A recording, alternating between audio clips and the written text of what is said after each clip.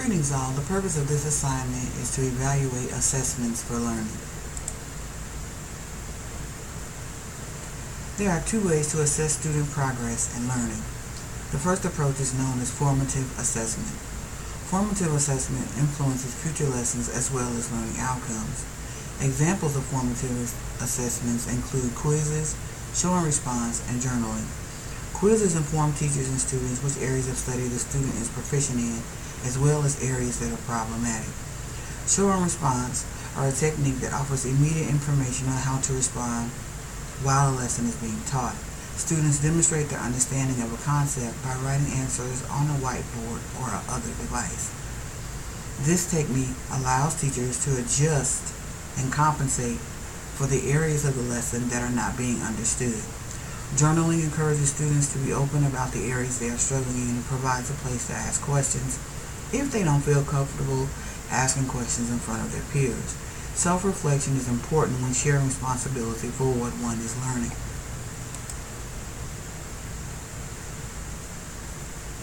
The second approach is known as summative assessments. Summative assessments show what has been learned by students at the end of a specific period. These evaluations may come in the form of oral or written exams, state testing, or testing before receiving a license or certification.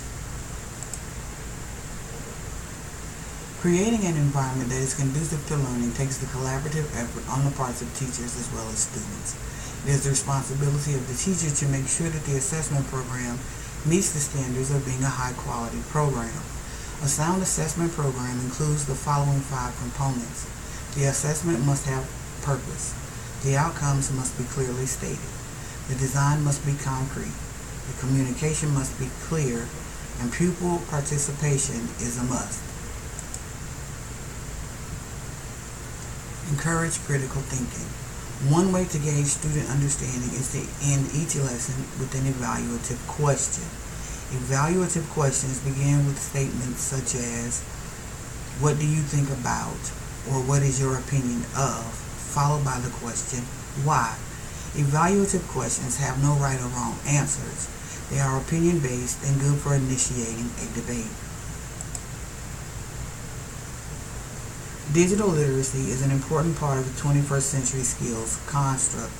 It is important to incorporate technology as a way of making lessons interactive. Example, create a video that students may use at home working at their own pace. The comment section under the video can be used to collaborate with peers and ask questions. The comments will show how much students understand the lesson. This concept is known as the flipped classroom. We've learned a lot about the flipped classroom throughout this class. However, the comment section has rarely been mentioned, and the comment section can be used for feedback. Speaking of feedback, feedback needs to be a two-way communication effort. Instructor to receiver, which is teacher to students, and receiver to instructor, which is students to teachers.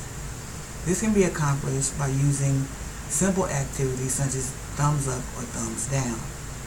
This technique simply allows students to indicate their level of understanding by giving a thumbs up or a thumbs down.